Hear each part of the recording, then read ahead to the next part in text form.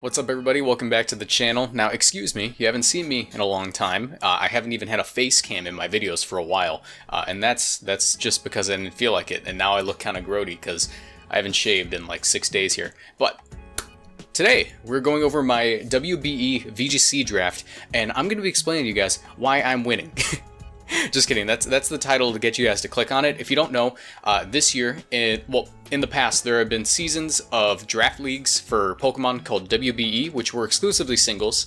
However, A Drive, this year, the guy who started WBE, wants to expand to VGC since he's been super into VGC lately, and he actually invited me to join. I put out my announcement video like a couple of weeks ago, but it didn't get too many views, probably because people didn't know what the heck WBE is.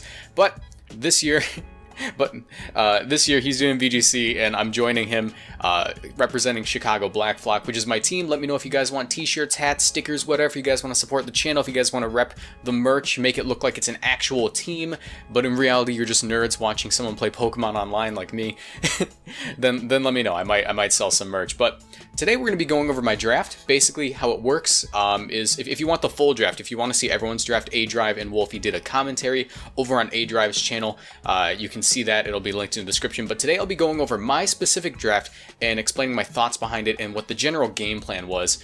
So yeah, if you guys enjoy this at any point in time, leave a like, subscribe, and turn on notifications, because every Saturday or Sunday, I forget which day, from this point on, you'll be catching some WBE content along with my normal content. But this is really cool. Basically, we're playing best of 3 VGC, normal standard VGC rules, but we have a certain amount of picks that we can make. As you can see, we get 1 tier 1, 2 tier 2s, 2 tier 3s, 1 tier 4, and a bunch of free picks. I believe the total amount of points we had to pick those Pokemon was 250, and tier 1s are more expensive than tier 2s and so on. And also we get 1 Gigantamax. Everything can Dynamax. That was a very difficult decision to make, but basically everything on our team is capable of Dynamaxing. However, we can only Gigantamax our specific Gigantamax Pokemon. We can't, like, I have Charizard, of course. My first pick is Charizard. I cannot Dynamax that Charizard. I have to use Gigantamax Charizard. Someone else, I believe, drafted regular Charizard, but that's for them to use. I get to use Gigantamax. So let's go ahead and get into it. My first pick was Charizard, and also shout out to Jamie Keane and everyone in the Chicago VGC Facebook group. They've been helping me out with my draft from the start of it, so shout out to them. Twitter links in the description. But yeah, Charizard. He is a very, very threatening Pokemon. If you don't know, one of the most used Series 1 Pokemon, Series 2 as well, kind of fell off around the time that Series 3 came around. No, Series 3 was still being used because Venusaur came around, spoilers.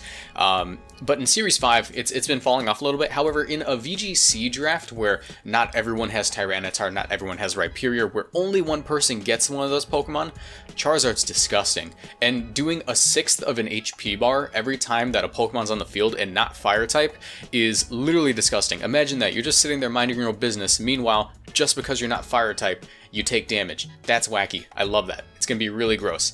So originally I was thinking about drafting Gigantamax Venusaur because it just seemed to be a better Sun abuser. However, Charizard does stupid amounts of damage, and I ended up getting a certain someone the next pick. Anyways, I was pick 8, by the way. One of the worst positions you can be in the draft, because basically how it works is A Drive got first pick. It wasn't rigged or anything. People watched him randomize it, but A Drive got first pick, then someone else, then it's me. I am 8th out of like 16 or 14, and we go down the list again, and then back up to me. And if you're on either end of the list, it's easier to draft because if you're Duncan Knee Deep, who is like pick 14 or whatever the last pick was, he gets to pick. And then because it's the next round and we're starting from the bottom of the list, he gets to pick again. So the closer you are to either side of the list, the easier it is to draft. Despite all odds kind of being against me here, I think I got a really solid team. So let's go ahead and get into it. So once again, Charizard, I explained why it's so good. Amazing Sun abuser. If I can get some extra Sun Pokemon, it's going to be disgusting. Look what we got. We got Venusaur. Venusaur, one of my favorite Pokemon of all time. Honestly, I think my favorite grass type.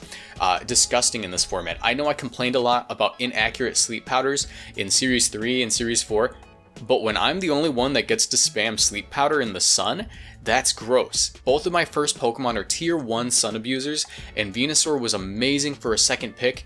I feel like my team automatically became much more threatening considering I have the sun core. It would have been better if I got Gigantamax Venusaur, I think, but I think Gigantamax Charizard plus regular Venusaur is still super threatening because a Dynamax Venusaur is scary anyways. It got Earth Power, and since I know who to prepare for week by week, then like I can specifically craft my Pokemon in a way where they counter the other team. The next Pokemon we ended up going with was, a lot of people expect me to go Torkoal, considering Torkoal was still something I could purchase since I didn't really spend I didn't spend any points yet. I could still buy a tier 1. However, I didn't feel that Torkoal was worth my points. And the main reason is, even though Torkoal is a super great Pokemon on Sun, I was like, we're going to be facing different people every week, and I can't guarantee that I can bring Sun every week and succeed. And everyone who looks at my team is going to be like, that's a Sun team. We know how to counter Sun teams. So I need different options. So I ended up going with my Sun setting Pokemon later on in the draft. Spoilers, it's not Torkoal. Spoilers, it's not Ninetales. I didn't even draft Drought. I ended up going with something a little bit more versatile. So for my next pick, I wanted to just get something overall supportive that wouldn't go early in the draft, but I knew would probably go midway through the draft. And that is one of my favorite Pokemon of all time. Once again, Hitmontop. Hitmontop is an amazing Pokemon, super cool. It gets Wide Guard, it gets Fake Out, it gets Feint, it gets Mach Punch, it gets Close Combat. It's great versus Tyranitar, which is really threatening for Charizard, and it also offers Wide Guard in case someone tries to tech my team with Rock Slide to mess with that Charizard, because I know a lot of Pokemon get Rock Slide, a lot of Pokemon are going to tech it. All I have to do prior to our match is see what Pokemon they have, do they get Rock Slide, and just assume that at some point I'm going to get Rock Slided, because this is a team that does not like Rock Slide, but now that Hitmontop's here, it makes it so much better. It also provides me Fake Out and Intimidate. That's really good later on if I want to set up Trick Room, if I want to go for a free Sleep Powder. It's super solid. I'm really glad I got Hitmontop. The next pick is Klefki. Now this is my Sunsetter. Now you might be wondering, why Klefki? Now the thing is, Klefki is one of the most versatile Pokemon in the format. You can do so much with it. It's such a disgusting pair of keys. Boo Boo Keys from SpongeBob, if you guys get that reference. I love Boo Boo Keys. My favorite SpongeBob character, S tier character in the entire series. Probably stronger than Bubble Buddy. But Boo Boo Keys over here is really strong because it has priority screens. It gets priority Thunder Wave. It also gets Imprison, I believe. I could run Fairy Lock if I want to be cheeky, but I'm probably not going to do that. The main reason it's here is for Sunny Day. Now, hear me out. Torkoal is cool because I could have Torkoal on the field, lead off Venusaur, everything's good. But let's say I face someone with freaking Politoed. If I'm facing someone with Politoed, all they have to do is switch in the Politoed the next turn and, you know, Sun's gone, Venusaur's out in the open, probably gets KO'd by a Kingdra if someone ended up drafting that. So what did I do instead? I went with something with Prankster Sunny Day because if they switch in that Politoed, if they switch in their Rain Setter, their Pelipper, whatever it is, I am able to get up my Sunny Day after the switches happen. And because Venusaur has Chlorophyll and because this is +1 priority Sunny Day, it's essentially the same thing as switching in a Torkoal. Now granted, you don't get Torkoal, but you have one of the most versatile in the Pokemon in the format with Thunder Wave for speed control. You get to speed boost your Venusaur, you get to make your Charizard disgustingly strong, and you can set up screens to make everything scary. And if I feel like it, I can run Steel Beam to meme on team, so that is going to be really fun. My next pick is, I honestly forget, we're going to see what it is. Oh, it was Mudsdale. So originally, I was under the impression that Klefki got Swagger to support this Mudsdale, and it turns out Klefki lost Swagger this generation, but it's still really solid next to Mudsdale because I am able to go for screens to make this thing near unkillable, and Mudsdale also has own tempo, so later on down the road in the draft, my game plan was to get a Trick Room setter and something with Swagger to just boost this Mudsdale up and make it really scary. And if you don't know, this generation own tempo got buffed, so not only do you not get intimidated, but you also, not only do you not get confused, but you also don't get intimidated, which makes Mudsdale really scary. And Klefki does get Safeguard, so if I end up running like a Safeguard set with that, it could be really useful. But Mudsdale, once again, supports my team versus Rock types, supports my team versus Steel types, is really solid under Trick Room, and it gives me a nice bulky physical attacker, which we did have Hitmontop, but Mudsdale overall being my ground type, I'm very happy I managed to get it, especially this many rounds into the draft. Next up, I got Slowking. If you don't know, Slowking, one of the few Trick Room Pokemon that gets Swagger and is slower than Mudsdale, so I can set up Trick Room with Slowking and then self-Swagger my Mudsdale, which makes it really scary under Trick Room. I can Dynamax that Mudsdale, I can go for Steel Spikes, I can go for Max Quakes, I can go for Max Knuckles. It makes this team so so versatile. So I didn't go hard Sun. A lot of people were saying, well, obviously Marcos, or they probably called me Moxie. You can call me Marcos, by the way, that's my name. They're like, Moxie, he's drafting Sun. He's gonna get Sunsetters. He's gonna get that Torkoal. We better be careful. We're gonna prep for Sun.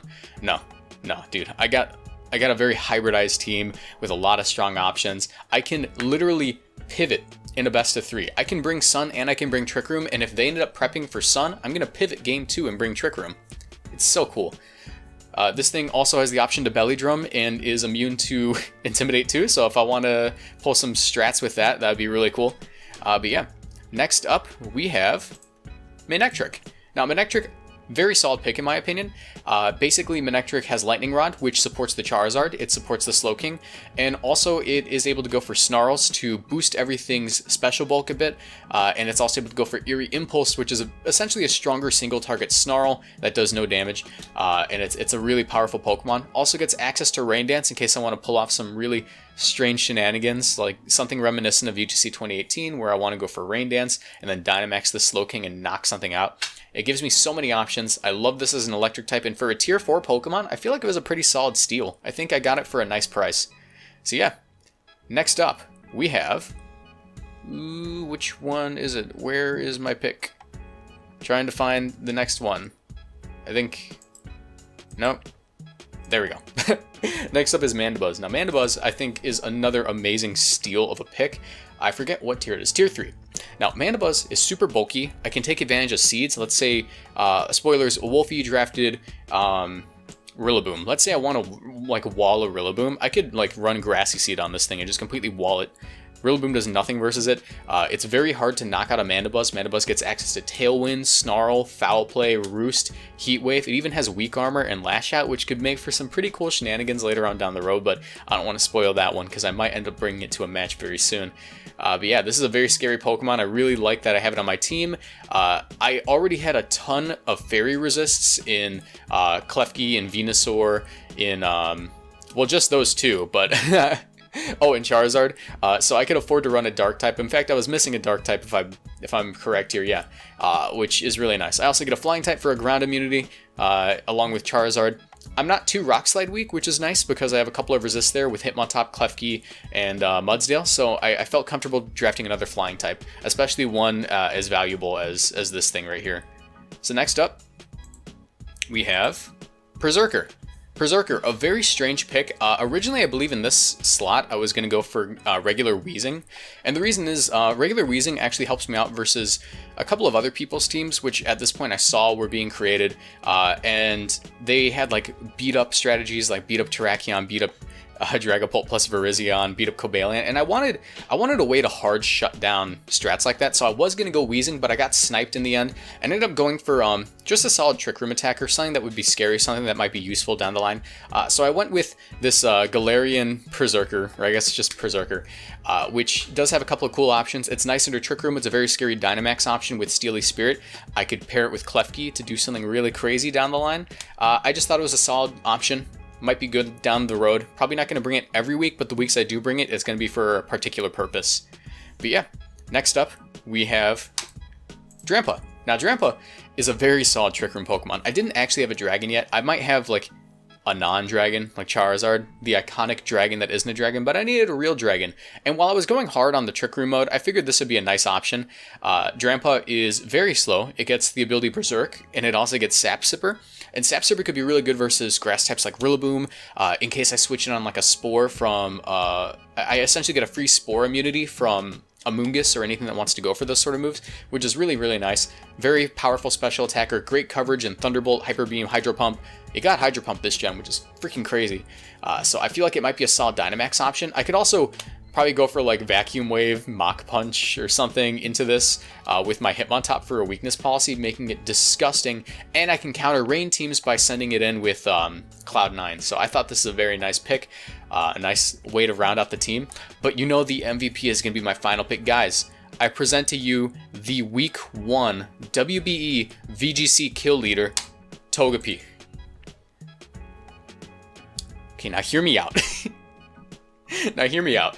Togepi was one of the few redirection Pokemon I could still afford.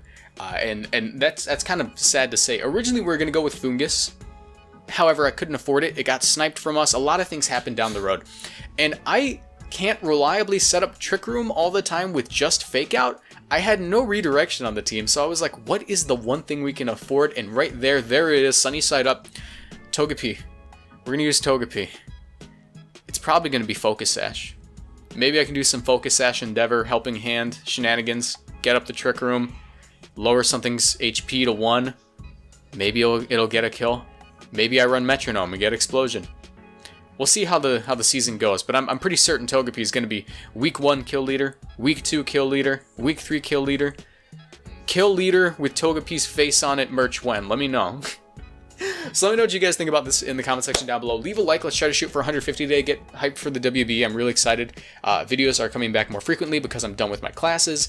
I'm ready to start uploading near daily. I'm going to be moving into my new apartment, so that means we're going to have a nice setup instead of just a green screen here. So yeah, really excited for this. I really appreciate the opportunity, Dan. It was cool for you to invite me. It was really nice. I'm excited to face off with people like Wolfie, Kyle A, Zoe Two Dots, Aaron, lots of people. Unfortunately, James Beck and That's decided to go to singles, which was kind of a kick in the gut for me. I really wish I could have faced these guys in WBE, but that'll be it for today, guys. Thank you so much for watching. I appreciate all of you. See you in the next video. Bye.